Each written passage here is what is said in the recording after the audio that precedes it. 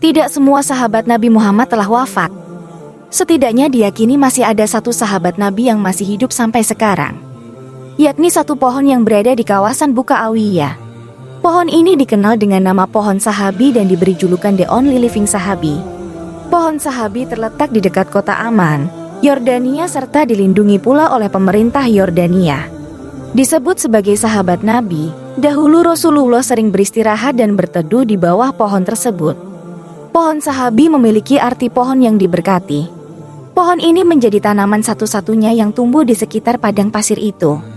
Terlihat hamparan luas padang pasir yang menjadi panorama di sekelilingnya.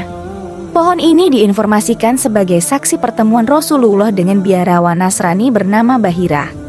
Syekh Said Ramadan Al-Buti dalam kitab Fiqh Sirah Nabawiyah menceritakan iwal perjumpaan Nabi Muhammad dengan salah satu pendeta Yahudi.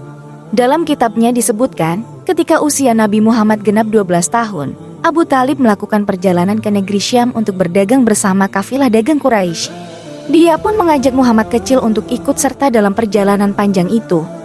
Ketika rombongan itu singgah di Basrah, wilayah antara Syam dan Hijaz, mereka bertemu dengan seorang pendeta Yahudi bernama Buhairah. Seorang pendeta yang sangat menguasai isi kitab Injil dan memahami betul ajaran Yahudi. Di sanalah Buhairah melihat Nabi Muhammad sekaligus menjadi awal pertemuan mereka berdua. Buhairah merupakan salah satu pendeta Nasrani yang masih memegang teguh dan mempertahankan tauhidnya kepada Allah, dengan meyakini bahwa tidak ada Tuhan selain Allah. Dan Nabi Isa alaihi salam bukanlah anak Tuhan, melainkan seorang nabi yang diutus oleh Allah. Dalam perjumpaan itu, dia memperhatikan Nabi Muhammad secara saksama dan mengajaknya bicara. Setelah pembicaraan itu selesai, Buhairah menemui Abu Talib dan menyampaikan pertanyaan kepadanya, "Apa hubungan anak itu denganmu?" Abu Talib menjawab, "Dia putraku." Abu Talib menyebut Nabi Muhammad sebagai putranya karena begitu besar cinta dan sayang kepadanya. Buhairah menukas, "Dia bukan putramu. Tidak mungkin ayah anak ini masih hidup." Abu Talib akhirnya mengaku, "Dia keponakanku." "Apa yang terjadi pada ayahnya?" tanya Buhairah. "Dia meninggal saat ibunya masih mengandungnya," jawab Abu Talib. "Engkau berkata benar. Sekarang, segera bawa pulang anak ini kembali ke negerimu dan jagalah dia dari orang Yahudi. Karena, demi Allah, jika mereka melihatnya di sini, pasti mereka akan berbuat jahat kepadanya. Ketahuilah, keponakanmu ini kelak akan memegang urusan yang sangat besar." Mendengar penjelasan Buhairah, Abu Talib bergegas membawa Nabi Muhammad pulang ke Makkah. Syekh Al-Buti mengatakan, kisah pertemuan Rasulullah dengan Buhairah yang diriwayatkan oleh semua ulama ahli sejarah, juga oleh Imam At-Tirmidzi dari Abu Musa Al-Asy'ari, menunjukkan bahwa ahli kitab, baik Yahudi maupun Nasrani, memiliki pengetahuan tentang kenabian Muhammad dan tanda-tandanya. Mereka mengetahui kenabiannya dan penjelasan tanda-tanda serta karakteristiknya melalui berita dalam kitab Taurat dan Injil.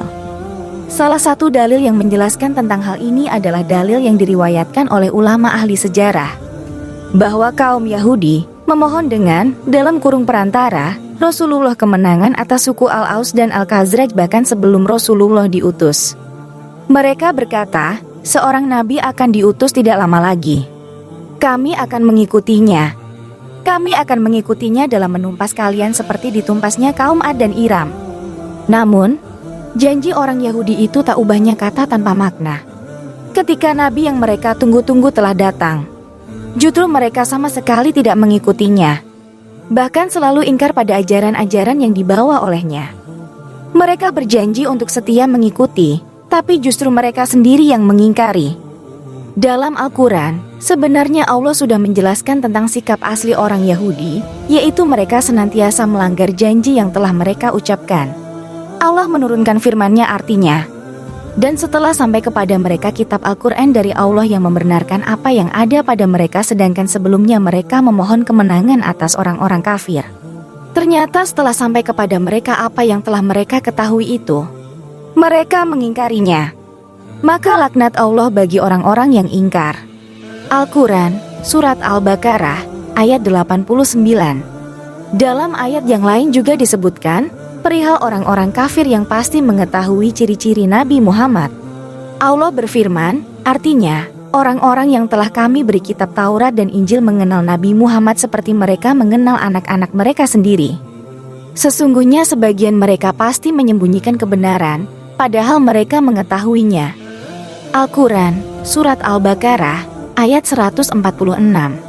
Imam Abu Abdillah Al-Qurtubi meriwayatkan bahwa ketika turun firman Allah di atas, Umar bin Khattab bertanya kepada Abdullah bin Salam, yaitu orang Yahudi yang kemudian masuk Islam, "Apakah kamu mengenal Muhammad sebagaimana kamu mengenal putramu sendiri?" Dia menjawab, "Ya. Bahkan lebih dari itu. Allah mengutus petugasnya di langitnya kepada petugasnya di buminya untuk menyampaikan sifat Nabi Muhammad sehingga aku mengenalinya. Adapun putraku, aku tidak tahu apa yang telah terjadi pada ibunya." Selain itu, Syekh Al-Buti mengatakan di antara faktor yang menyebabkan sahabat Salman Al-Farisi masuk Islam adalah sambung menyambungnya berita tentang Nabi Muhammad berikut sifat-sifatnya dari kitab Injil. Para pendeta dan orang-orang yang memahami Alkitab, hanya saja, semua itu tidak menafikan bahwa banyak ahli kitab yang mengingkari pengetahuan ini, dan bahwa kitab Injil yang beredar saat ini tidak mengandung satupun isyarat tentang kenabian Muhammad. Sudah dimaklumi bahwa terjadi pemutarbalikan fakta terhadap kitab-kitab tersebut dengan penggantian, pengurangan, dan penambahan. Maha benar Allah yang berfirman dalam kitabnya, artinya, dan di antara mereka ada yang buta huruf, mereka tidak memahami kitab Taurat, kecuali hanya berangan-angan dan mereka hanya menduga-duga. Maka celakalah orang-orang yang menulis kitab dengan tangan mereka sendiri, kemudian berkata, "Ini dari Allah," dengan maksud untuk menjualnya dengan harga murah. Maka celakalah mereka, dan celakalah mereka karena apa yang mereka perbuat. Al-Quran, Surat Al-Baqarah, ayat 78-79.